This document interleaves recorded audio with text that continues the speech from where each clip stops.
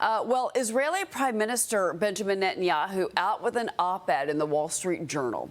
It's called the Battle of Civilization. This isn't only Israel's war. If Hamas and Iran win, you will be their next target, but we will prevail. Joining me now is Missouri Congressman Mark Alford. He is a member of the House Armed Services Committee. Congressman, good morning. Good morning, Cheryl.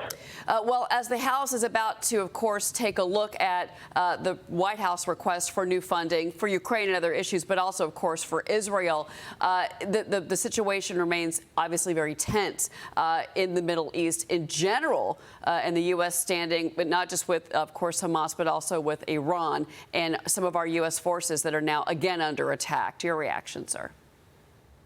Well, look, we knew this was coming. We knew that when Israel was going to strike back and defend its sovereignty, defend its nation, defend its people, there were going to be calls for a ceasefire. Now is not a time for a ceasefire. It is time for Hamas to cease to exist.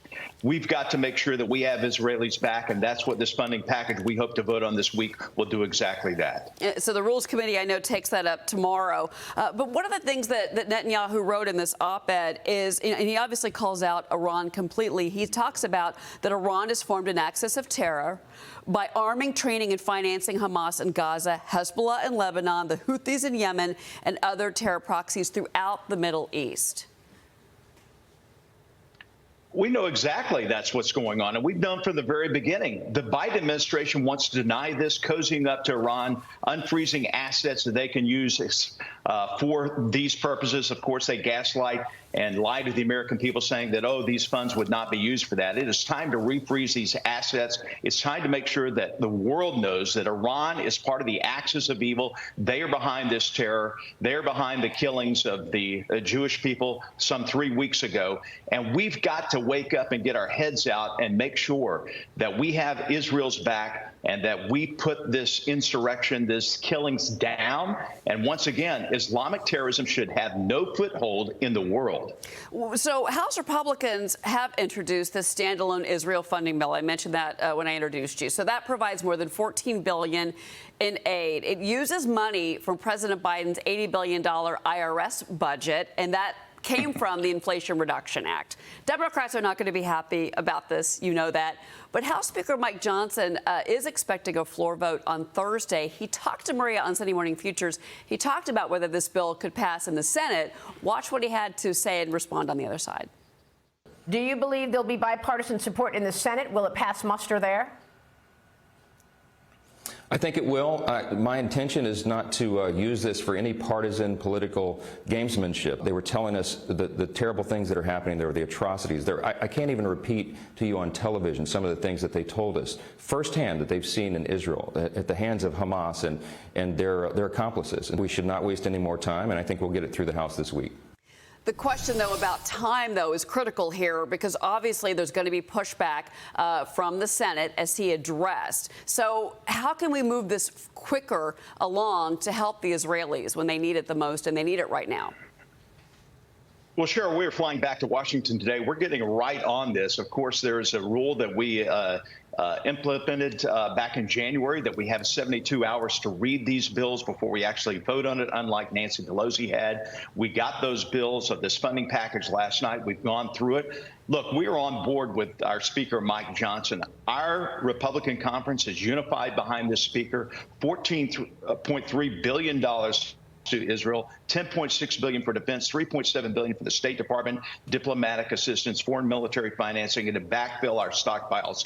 I want to see the Senate vote down on this. I do not think they will. If Democrats do not want to fund aid to Israel, let them do that. Let them be on record to say that they do not support Israel. Okay. Well, as far as the Ukrainian funding, this is where this is the controversy about more funding for Ukraine. Yes.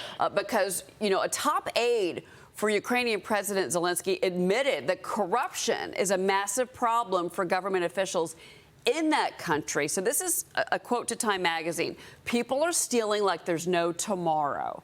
And the report also writes that Ukrainians have been bribing their way out of being drafted, and officials are being told to not buy anything or take vacations to avoid the appearance of corruption.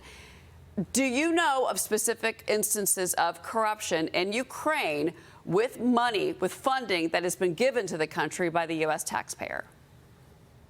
I was personally over there in Poland last February and saw firsthand some of the distribution of the armaments coming into the airport there. They're being distributed as trucks come in from the Ukraine with the Ukrainian soldiers to pick up some of these armaments. It's a very sophisticated system where they're making sure that the armaments coming in from all over the world are actually getting to where they're supposed to go. There might be some corruption, but let me tell you this. Ukraine needs to win this war. Russia does not. But we must have a couple of things. We've got to know the end game for Ukraine before we give more money. We've given more than $113 billion so far. There's still about $5 billion unused in that. We've got to know the end game, and we've got to have an inspector general overspending in Ukraine, the National Defense Authorization Act that I'm going to be part of in our conference committee with the Senate. We're going to make sure that that's in there. And we've got to make sure that the president knows that we are not going to continue to fund a war that's going to end up like Vietnam. Well, just to put a finer point in this, we showed our viewers the breakdown of the $105 billion, $106 billion request, but $61 billion to Ukraine and $14 billion to Israel. So I think that that's a fine point that needs to be, again, discussed and looked at by all of you. Yeah. Final Real quick, Cheryl, we've got to keep these separate, okay? Speaker Mike Johnson's on board with this. Most Republicans are. Keep these separate for the American people, the taxpayers, the investors in these endeavors. All right. Congressman Mark Alford, always great to talk to you. Thank you for joining us. Good seeing you.